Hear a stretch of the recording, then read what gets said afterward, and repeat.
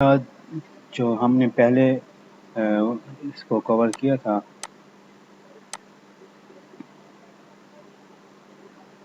पहले हमने रिकॉर्डिंग तक पढ़ लिया था कि रिकॉर्ड करके समराइज करके उसको एनालाइज कैसे करते हैं। आज हम पढ़ते हैं the double entry accounting system. अब double entry accounting system basically है क्या? The process of entering the transaction of the business into the accounting record commences with the journal entry. जब हम अकाउंटिंग ट्रांजैक्शन जो भी होती है हमारी, उसको जब हम बिजनेस में रिकॉर्ड करते हैं तो सबसे पहले हम क्या परफॉर्म करते हैं? Double entry.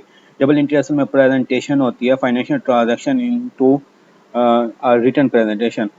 So the journal entry is the accounting representation of the business transaction or an economic event. अब क्या होती है कि जब भी हमारे बिजनेस में कोई इवेंट अक्कर होता है तो हम उसको जब हम एक रजिस्टर में रिकॉर्ड करते हैं या सॉफ्टवेयर पे रिकॉर्ड करते हैं तो उससे हम क्या कहते हैं? Double entry. जब आगे हम चलते हैं जो अकाउंटेंसी। अकाउंटेंसी बेसिकली क्या होती है? अकाउंटेंसी में दो चीज़ें यूज़ होती हैं, जैसे हम कि पढ़ रहे हैं पीछे, डेबिट और क्रेडिट। अब इसके लिए क्या होता है? डेबिट और क्रेडिट को रिकॉर्ड करने के लिए दो यानी कि पार्टीशन की होती है। अब जो डेबिट होता है ना, उसको हम लेफ्ट साइड पे लिखा जाता है और जो क्रेडिट होता है उसको हमने राइट साइड पे लिखा जाता है। अब इसको क्यों लिखा जाता है? इसके लिए हम पढ़ते हैं the journal entry use debit and credit to record the transaction, and once the journal entry has been prepared, it is posted into account.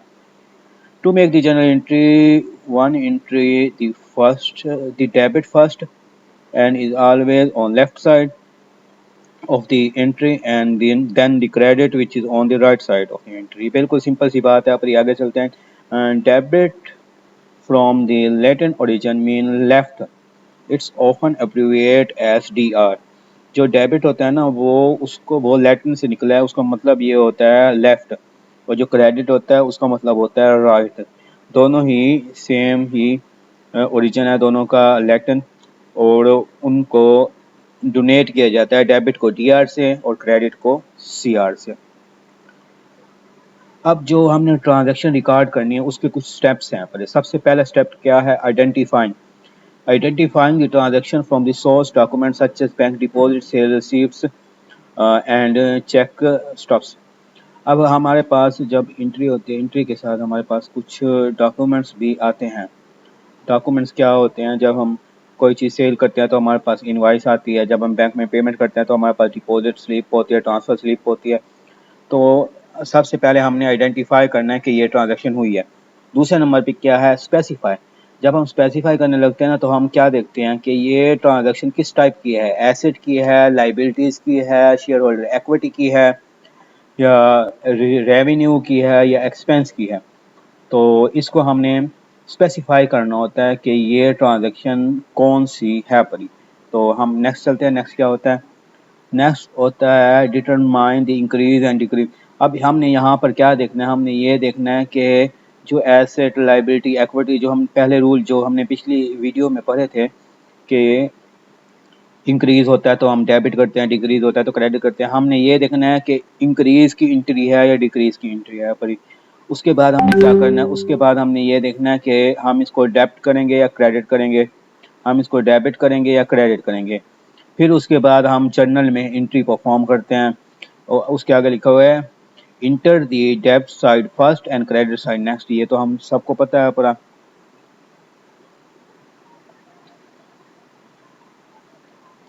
वो कहता है कि जो कंप्लीट जर्नल एंट्री होते हैं ना, उसमें कौन कौन सी चीज़ें होते हैं। सबसे पहले होता है डेट ऑफ ट्रांजैक्शन। जब भी हम कॉलम बनाते हैं ना, कॉलम में वेरी फर्स्ट साइड पे हम डेट ऑफ ट्रांजैक्शन लिखते हैं। उसके बाद the title of the account, debited, place, flush, left in the account and explanation.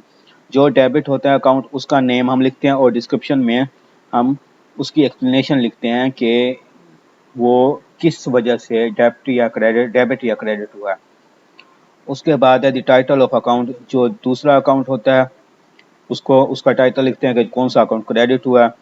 और उसके बाद द करेंसी अमाउंट लिखते हैं कि currency amount of the debit side पे हम करेंसी की अमाउंट लिखते हैं, and the currency amount on the credit side. अब ये हम उसको लिखने के बाद एंड में शॉर्ट एक्सप्लेनेशन देते हैं शॉर्ट शॉर्ट एक्सप्लेनेशन की देने की ज़रूरत नहीं होती, लेकिन फिर भी दी जाती है। ठीक है, उसके बाद अभी इस वीडियो को यहाँ तक ही क्लोज करते हैं, फिर आगे बाद में करेंगे।